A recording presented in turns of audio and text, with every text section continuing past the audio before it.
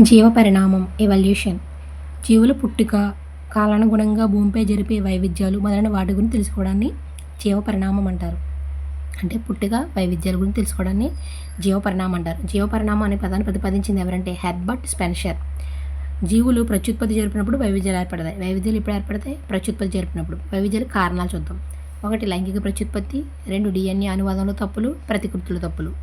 DNA అనువాదంలో తప్పులు, DNA ప్రతికృతుల తప్పులు, వీటిని ఉత్పరివర్తనాలు అంటారు. DNA జీవ పరిణామాన్ని వివరించడానికి సిద్ధాంతాలు ప్రతిపాదింపబడినాయి. 1 లామార్క్ జీవ పరిణామ సిద్ధాంతం, లామార్కిజం.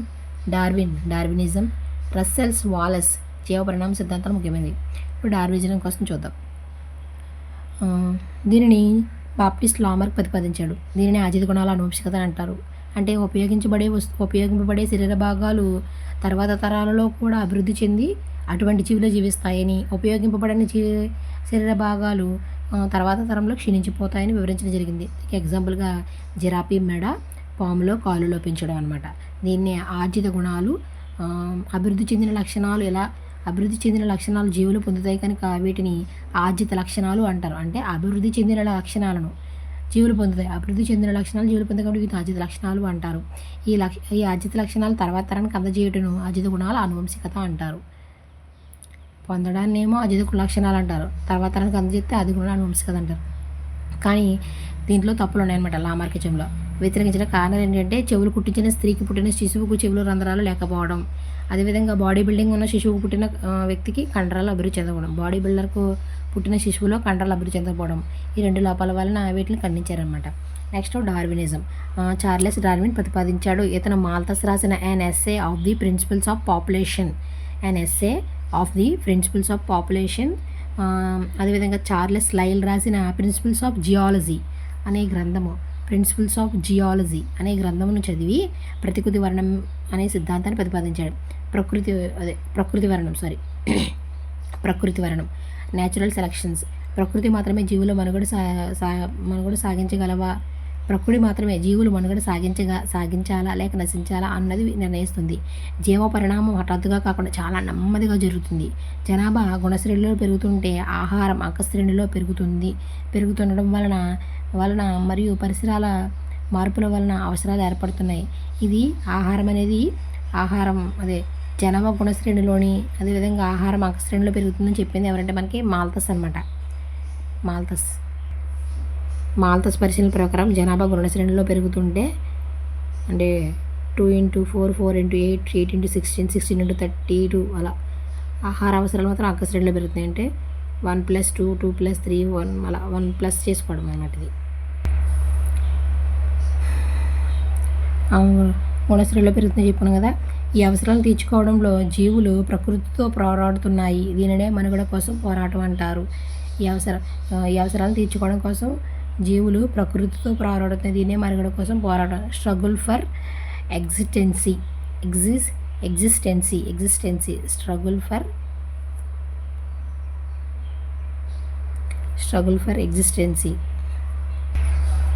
ఈ పోరాటంలో జీవులు ప్రకృతి ఎన్నుకుని వాటి సంతతిని నిలుపుతున్నది. దీన్నే ప్రకృతి వర్ణం లేదా న్యాచురల్ సెలక్షన్ అంటారు. ఏ జీవులైతే ప్రకృతి వర్ణం ద్వారా ఎంపికైనా ఆ జీవులు మనుగడ కొనసాగిస్తాయి. దీనినే యోగ్యతమ సార్థక జీవనం అంటారు. ఏ జీవులైతే ప్రకృతి ద్వారా ఎంపికైనాయో ఆ జీవులు వాటి జీవనంను కొనసాగిస్తాయి. దీన్నే యోగ్యతమ సార్థక జీవనం అంటారు. Survival of the fittest. మనకి ఇక్కడ చూసావా. ఫస్ట్ ఏంటి? మనుగడ కోసం పోరాటం. స్ట్రగుల్ ఫర్ ఎగ్జిస్టెన్సీ అంటే మనుగడలో ఉన్నవే మనుగడ కోసం పోరాటంలో ఉన్నవే ప్రకృతి వర్ణం అంటే ప్రకృతి ఎన్నుకుంటుంది. ఈ ఎన్నుకున్నవే యోగ్యతమ సార్థక జీవనం చేస్తాయి. మనుగడ కోసం పోరాటం, ప్రకృతి వర్ణం, యోగ్యతమ సార్థక జీవనం, ఈ 3 చూసుకోండి. మనుగడ కోసం పోరాటంలో గెలిచినవి అంటే ప్రకృతి ఎన్నుకుంటుంది కాబట్టి ప్రకృతి వర్ణం. ఈ ప్రకృతి వర్ణంలో గెలిచాయి కాబట్టి ఇవి యోగ్యతమ సాధక జీవనాన్ని గడుపుతున్నాయి అన్నమాట. యోగ్యతమ సేవనం. సర్వైవల్. ఈ జీవులు ఏర్పాటు చేసుకున్న ఉపయుక్త వైవిధ్యాలను అనువంశికంగా తర్వాత సంతతికి అందిస్తాయి. ఈ విధంగా ఈ జీవులు ఏర్పాటు చేసుకున్న ఉపయుక్త వైవిధ్యాలు అనువంశికంగా తర్వాత సంతతికి చెందుతాయి అన్నమాట. అనువంశికంగా అందజేయబడిన ఉపయుక్త వైవిధ్యాలే కొత్త లక్షణాలు గల కొత్త జాతులను ఉద్భవిస్తాయి. ప్రకృతి వర్ణం సిద్ధాంతాన్ని వివరించిన డార్విన్ 1885లో HMS బీగిల్ నౌకలో గాలాపాగోస్ దీవులలో ప్రయాణించి వెళ్ళి ఆ దీవులలో పించు పక్షులపై అధ్యయనం చేశాడు. పించు పక్షులపై ఏ పక్షులపై? పించు పక్షులపై. ఎన్నో వేట? తన 22వ ఏట అనమాట. ఇక్కడ కొన్ని పించు పక్షులు ఎవరైనా చూడండి.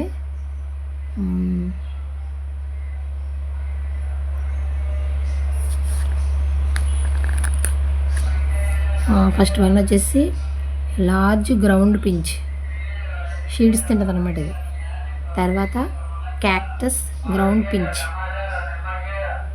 పెద్ద ముక్క ఉంది, కొంచెం చిన్న ముక్క ఉంది. ఇది కొంచెం వెజిటేబుల్స్ తినేది, ఇంకా చిన్న ముక్క ఉంది చూడండి. Vegetarian pinch. వుడ్ పీకర్ పించ్ అంటే వుడ్ పీకర్ పించ్ ఇది.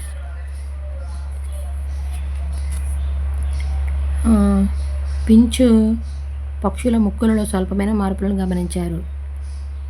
లార్జ్ గ్రౌండ్ పించు విత్తనాలను, క్యాక్టస్ గ్రౌండ్ పించు క్యాక్టస్ను, వెజిటేరియన్ పించు మొగ్గలను, వుడ్ పేకర్ పించు పురుగులను తినడం గమనించాడు.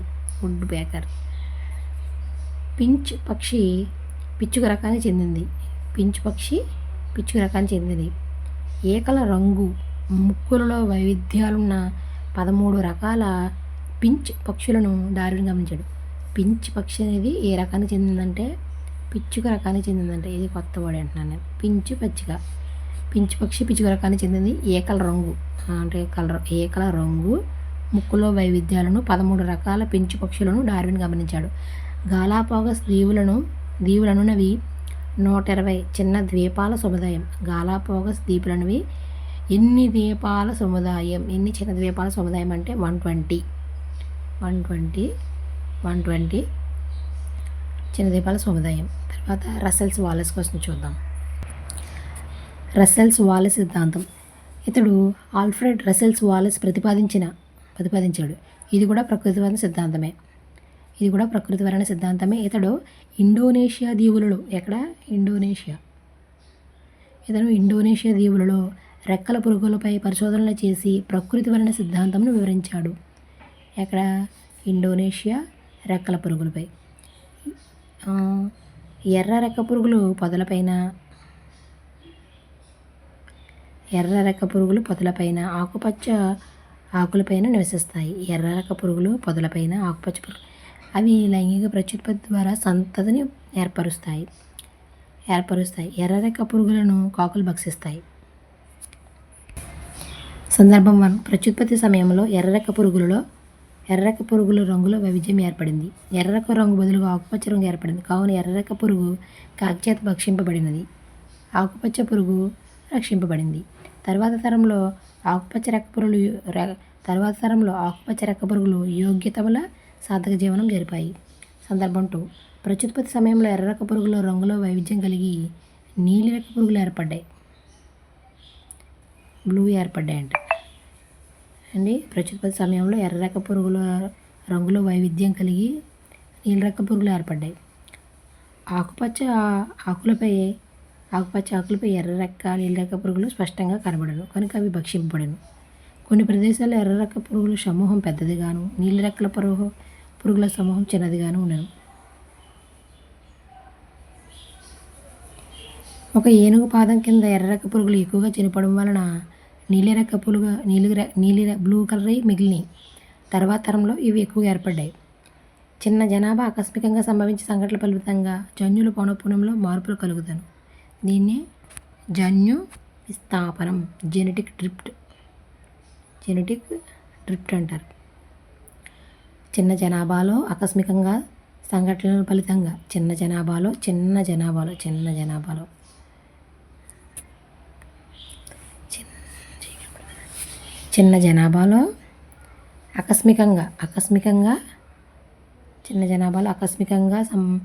ఆకస్మికంగా సంభవించే సంఘటనల ఫలితంగా జన్యువుల పౌనఃపున్యంలో మార్పులు కలుగును. దీన్నే జన్యు విస్థాపనం, జెనెటిక్ డ్రిఫ్ట్ అంటారు. సందర్భం 2 చూద్దాం. ఆకుపచ్చ ఆకులపై ఎర్రరెక్క పురుగులు జీవించేవి.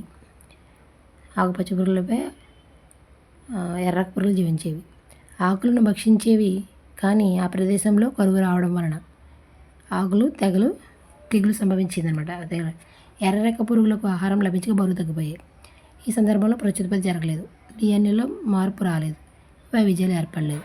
కేవలం పరిసర మార్పు కావున తర్వాత కాలంలో తెగలు పొదలు మునుపటిలాగా రావడం వలన పెరుగులను ఆకులను తిరిగి ఎర్రక పురుగులు ఆరోగ్యంగా మారి యథాస్థితికి వచ్చాయి. ఈ విధంగా వాలెస్ ప్రకృతి వర్ణ సిద్ధాంతం వివరించాడు. తర్వాత డార్విన్, వాలెస్ ఇద్దరూ కలిసి జర్నల్ ఆఫ్ లిన్నేస్ సొసైటీ పత్రికలో ప్రకృతి వర్ణం గురించి ఒక వ్యాసం రాశారన్నమాట. ఏ వ్యాసం? జర్నల్ ఆఫ్ లిన్నేస్ సొసైటీ పత్రికలో ప్రకృతి వర్ణం గురించి వ్యాసం రాశారు. తర్వాత డార్విన్ ప్రకృతి వర్ణం గురించి తన గ్రంథంలో రాశాడు. చార్లెస్ డార్విన్ రాసిన గ్రంథం పేరు ఏంటంటే జాతులోత్పత్తి, ఆరిజిన్ ఆఫ్ స్పీసీస్. ఇప్పుడు చార్లెస్ అదేవిధంగా వాలెన్ ఇద్దరు కలిసి జర్నల్ ఆఫ్ లిన్నేస్ సొసైటీ పత్రికలో ప్రకృతి వర్ణం గురించి రాశారు. ఇది ఒక పత్రిక అనమాట. ఇది జర్నల్ ఆఫ్ లిన్నేస్ సొసైటీ. తర్వాత జీవ పరిణామ ఆధారాలు చూద్దాం. జీవ పరిణామాన్ని వివరించడానికి అనేక నిదర్శనాలు మరియు రుజువులు ఉన్నాయి. తులనాత్మకంగా శరీర నిర్మాణ శాస్త్ర నిదర్శనాలు చూద్దాం. తులనాత్మకంగా జంతువుల బాహ్య అంతర నిర్మాణాలు పోల్చినప్పుడు సామ్యతను, పోలికలను కనబరుచును. సకశేరుకాల మధ్య సంబంధాన్ని వివరించటకు పూర్వాంగాల ఆవిర్భావం పరిశీలించినదో వాటిని అధ్యయనం చేయవచ్చు. సకశేరుకాల మధ్య సంబంధాన్ని వివరించుకుంటూ పూర్వాంగాలు అంటే చేతులు పూర్వాంగాల ఆవిర్భావం పరిశీలించినచో వాటిని అధ్యయనం చేయవచ్చు. నిర్మాణ స్వామి అవయవాలు. నిర్మాణం ప్లస్ పుట్టుకలో పోలికలుండి వేరువేరు విధులను నిర్వర్తించే అవయవాలను నిర్మాణ స్వామి అవయవాలు అంటారు. అంటే నిర్మాణంలో పుట్టుకలో పోలిక ఉండి వేరువేరు విధులను నిర్వర్తించే అవయవాలను నిర్మాణంలో పుట్టుకలో పోలికలు అనమాట. ఒకే నిర్మాణం ఉందన్నమాట, కానీ విధి వేరే. వీటిని హోమోలోగస్ జీనియస్ అంటారు. నిర్మాణం అంటే హౌస్ని నిర్మిస్తాం కదా మనం, హౌస్ని నిర్మిస్తాం కదా, అంటే నిర్మాణ హోమోలోగస్. ఇటువంటి పరిణామాన్ని అపసారి పరిణామం అంటారు. Divergent evolution. అంటే అపసారి, ని అంటే నిర్మాణ, హెచ్ అంటే హోమోలోగస్, డి అంటే డైవర్జెంట్ ఎవల్యూషన్ అని హెచ్డి. మానవుని చెయ్యి, చిరుతపులు పూర్వాంగం, గుర్రం పూర్వాంగం, గబ్బిలంలోని పెటాజియం వేరువేరు పనులను చేస్తాయి, కానీ అంతర్నిర్మాణం ఒకే పోలిక.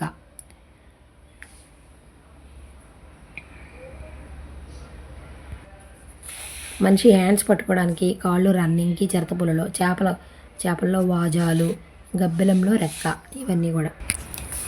ఇక్కడ గుర్రం అనిచ్చాడు, కానీ అందులో అయితే మనకి తిమింగలం చూస్తారు కదా, ఇందాక తిమింగలం చూపించాడు. ఇవన్నమాట. Human, cheetah, bat.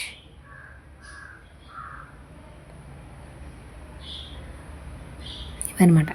ఇది గుర్రం ఇచ్చాడు, కాకపోతే ఇందులో అయితే మనకి ఇక్కడ తిమింగలం తెచ్చాడు. ఇవన్నీ చూసుకోండి. నెక్స్ట్ క్రియాస్వామ్య అంటే నిర్మాణంలో పుట్టుకలో తేడాలు ఉన్నప్పటికీ ఒకే రకమైన విధి అంటే ఏంటి? క్రియ కదా, విధిని నిర్వర్తించే అంగాలను క్రియాస్వామ్య అవయవాలు అంటారు. దీన్ని ఎనాలాగస్ కదా, ఎనాలాగస్ స్పెల్లింగ్ తప్పు వచ్చింది ఇక్కడ. ఎనాలాగస్ అంటే ఆర్గాన్స్. క్రియాస్వామ్య అంగాలు ఆర్గాన్స్ అంటారు, అంగాలు అన్నమాట. క్రియాస్వామ్య నిర్మాణాలు అంటారు, ఎన్క్లోవ్లో నిర్మాణం. ఇది అభిసారి కాన్వర్జెంట్ ఎవల్యూషన్ చూపును. కీటకం రెక్క, పక్షి రెక్క, గబ్బిలం రెక్క ఇవన్నీ ఒకే పని నిర్వర్తిస్తాయి, కానీ అంత నిర్మాణం వేరువేరుగా ఉంటుంది. కీటకం రెక్క, పక్షి రెక్క, గబ్బిలం రెక్క. ఎగ్జాంపుల్ 2. సొరచేప దేహ నిర్మాణం, తిమింగల దేహ నిర్మాణం వీటిలో ఈదడానికి వీలుగా ఉండును, నిర్మాణంగా వేరువేరుగా ఉండును. సొరచేప దేహ నిర్మాణం, తిమింగల దేహ నిర్మాణం నిర్మాణం ఉంటాయి. వీటిలో ఎదడానికి వీలుగా ఉండును. దేహ నిర్మాణం అనేది విధకాల నిర్మాణం నిర్మాణాత్మకంగా వేరువేరుగా ఉంటాయి. అవశేష అవయవాలు మనకి ఈ క్రియాస్వామ్యం ఉంది కదా, క్రియాస్వామ్యాన్ని ఈ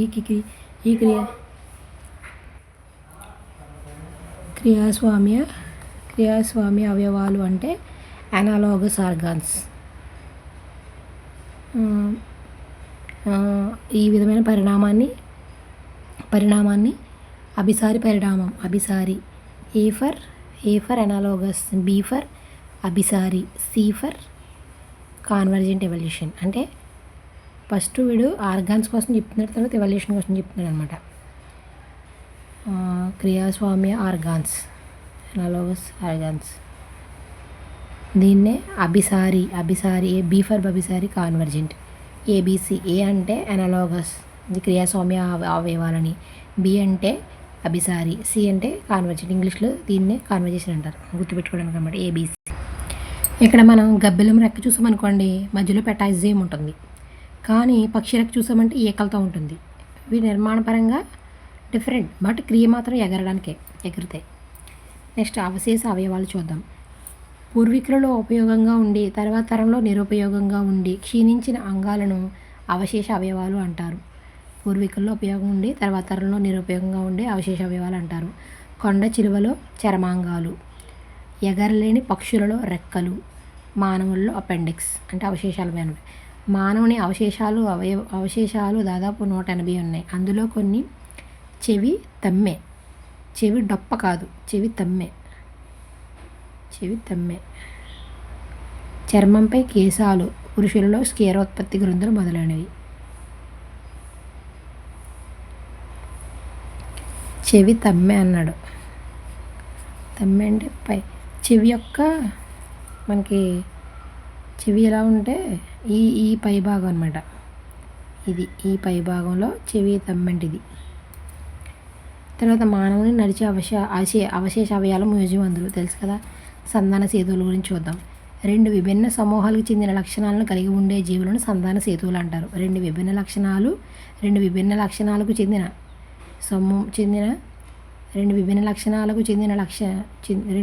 సమూహాలకు చెందిన లక్షణాలను కలిగి ఉండే జీవులను సంధాన సేతువులు అంటారు. పెరిపేటస్ అనిలిడ ఆర్థోపడ వర్గాల మధ్య సంధాన సేతువు. పెరిపేటస్ అంటే తేలి కదా, తేలిన. పెరిపేటస్ ఇది అనిలిడ ఆర్థోపడ వర్గాల మధ్య సంధాన సేతువు. ఆర్కియోప్టెరిక్స్ సరీసృపాలకు పక్షులకు మధ్య సంధాన సేతువు. వైరస్ నిర్జీవులకు సజీవులకు మధ్య సంధాన సేతువు.